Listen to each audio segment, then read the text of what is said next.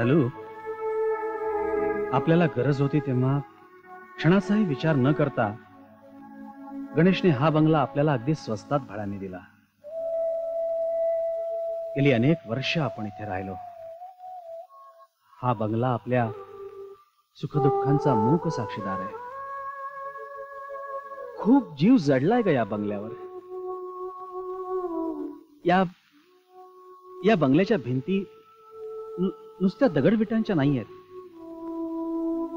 त्या आमच्या मैत्रीच्या प्रेमानं लिंपलेल्या आहेत.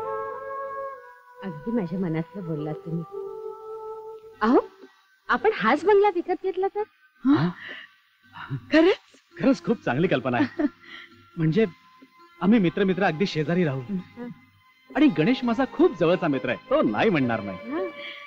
बाबा, या बंगल्यानं आपल्या सगळ्यांना एकत्र घट्ट बांधून ठेवलं. आपल्यातला जिव्हाळा हीच या घराची ओळख व्हायला हवी. आपण या बंगल्याचं नाव जिव्हाळा ठेवलं तर?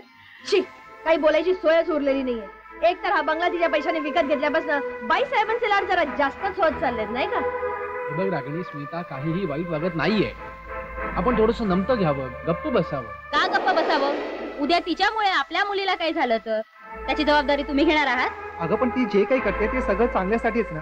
आता एवढी मोठी लॉटरी लागली, पण एक शब्द न बोलता पैसे दिलेत ना बाबांच्या हातात. तेच तर नकोय ना.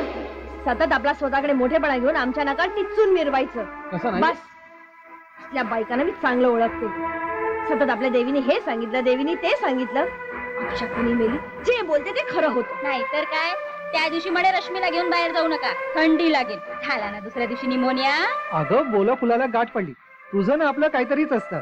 गप्पा बसा, काही बोलू नका. म्हणे बोला फुलाला गाठ पडली. त्या दिवशी म्हणाली भाऊजी स्कूटर नेऊ नका. मी म्हटलं काय होतंय, न्याच. काय झालं, आले ना गळ्यात हात बांधून. हात जोडतो तुझ्या पुढे. तुम्ही बायका म्हणजे एकदा बोलायला लागला की थांबतच नाही. आम्ही बायका का आणि तुम्ही पुरुष? पुरुषासारखे पुरुष असून सुद्धा काही चालत नाही. मग काय करू सांग ना, काय करू? विहिरीत उडी मारून जीव देऊ का विष खाऊन आत्महत्या करू? आत्महत्येचं पाप सुद्धा आमच्याच माथी पडायचं. काही झालं तरी या घराचे भाग झालेच पाहिजे. 5 कोटी तरी आपल्याला मिळालं पाहिजे. बस मला एवढंच माहितीये. ठीक आहे, चल आता उशीर होतोय. आणखीन एक गोष्ट, तुम्हाला या घरात स्वाभिमानाने राहायचंय का अपमान सहन करत जगायचंय? बरं बाई, आज रात्री आपण बाबांशी बोलूया. आता तोंड उघडायला शिका आणि चला. उशीर झाला तर लेट मार्क पडायचा. चला चल आता. हे काय निघाला? अंगारा लावायचंय ना? बाद झाली ती सोजवळपणाची नाटकं. अंगारा काय, धुपारा काय, काही होत नाही याच्याने. वहिनी, वहिनी असं का म्हणताय? हा देवीचा अंगार आहे, सुरक्षित वाटत नाही. आणि सुरक्षित तू आल्यापासून आमचा जीवन असुरक्षित झालाय. आता काय बाईसाहेबांचा बंगला झालाय. नाव काय तर जिव्हाळा म्हणे. अगं बस.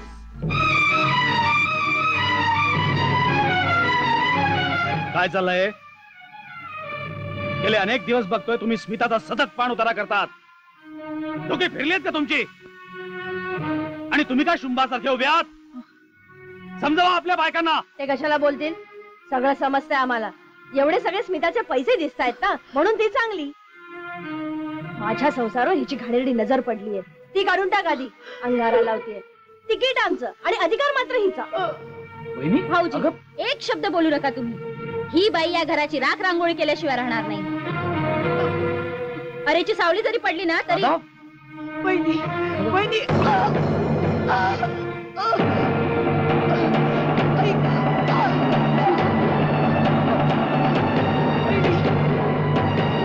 मी नाही होत. माझ्या मनात खरंच तुमच्याविषयी फक्त तिरस्कार.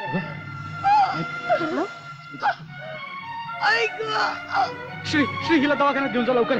अरे या लोकांच्या नादी नको लागूस. अरे अरे माणूस की विसरलेत सगळे. जा जा जा लवकर जा.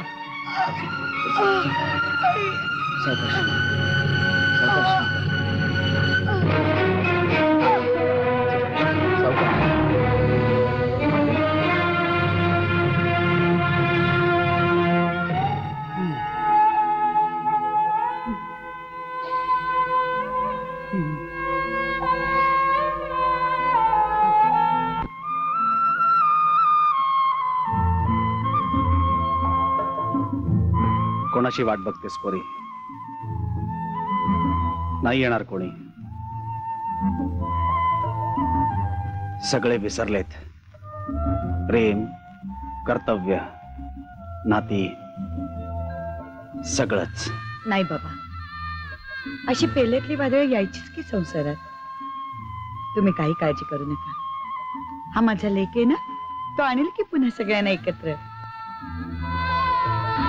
जे शहाण्या सुरत्या मोठ्यांना जमत नाही ना, ते या निरागस लहानांना सहज जमत. घरात नुसतं पाऊल पडू देत याच. बघा सगळे कसे धावतील याला घ्यायला. या शोनू, वहिनी,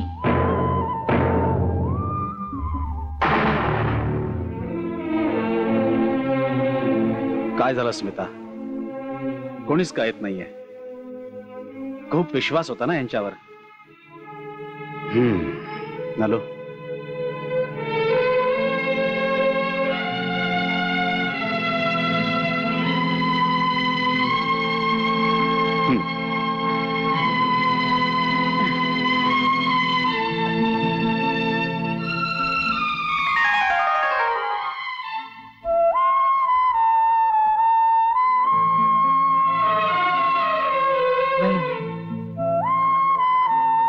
वहिनी घ्या ना याला. एकदा मायेनं हात फिरवा ना याच्या चेहऱ्यावर. वहिनी मला हरवू नका, माझ्या विश्वासाला हरवू नका.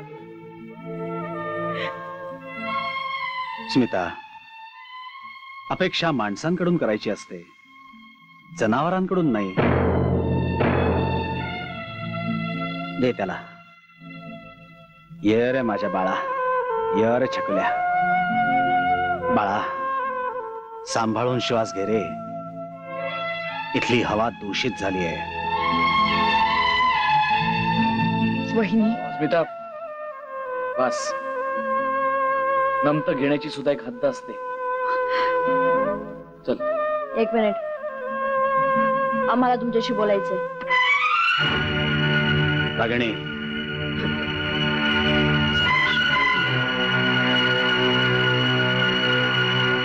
आत्ता नको.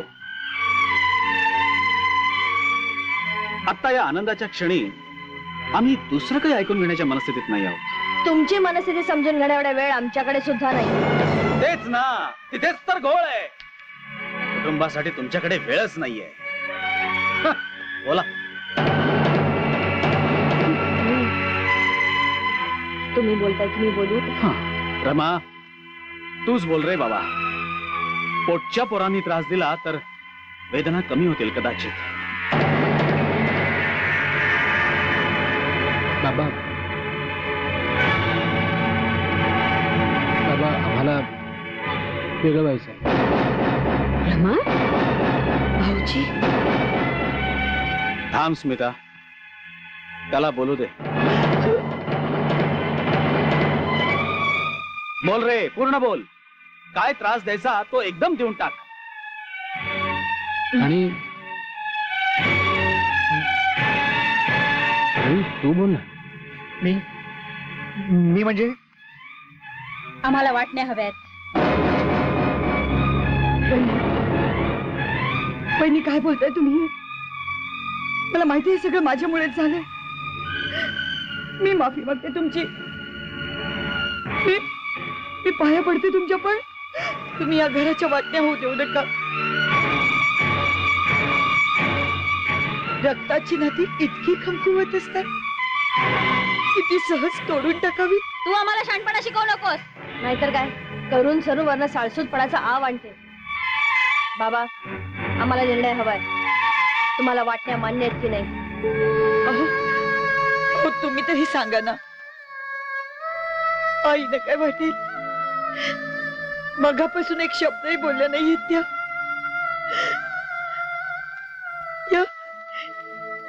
या घराच्या वाटण्या कशा काय होऊ शकतात? तुला माहित नाही स्मिता, किती व्यापारी आहेत ते. यांच्या आईनी कोणाला किती दूध पाजलं, यांच्या आजारपणात औषधांवर यांच्या बापानी किती खर्च केला, याचा सुद्धा हिशोब ठेवतील ते. अरे पण तुमच्या आजारपणात किती रात्री जागून काढल्या याचा हिशोब ठेवायला विसरू नका बाळांनो.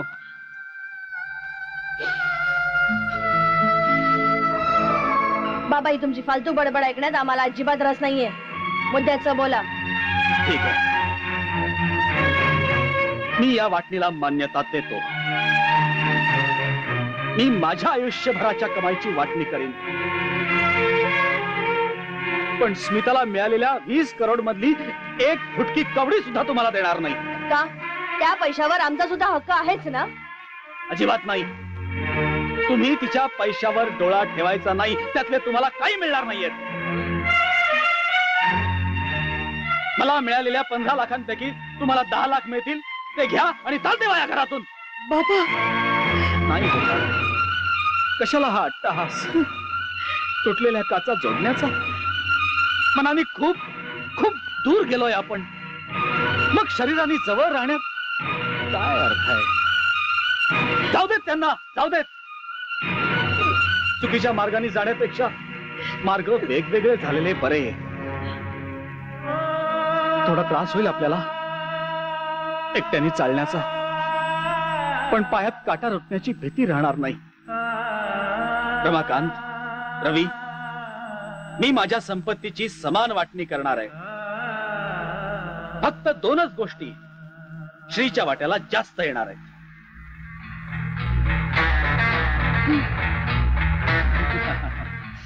वाटलंच मला. लगेच आमच्या सुनांनी कान टवकारलेत हे ऐकून. नाही पण काळजी करू नका, तुमच्या दृष्टीने अतिशय निरुपयोगी गोष्टी आहेत त्या. वाटणीच्या निर्णयावर शिक्कामोर्तब करताना मी असं जाहीर करतो की दिनकर देशमुख आणि नलिनी देशमुख या अत्यंत अडगळीच्या आणि जीर्ण वस्तू फक्त श्रीच्या वाट्याला येतील. अगं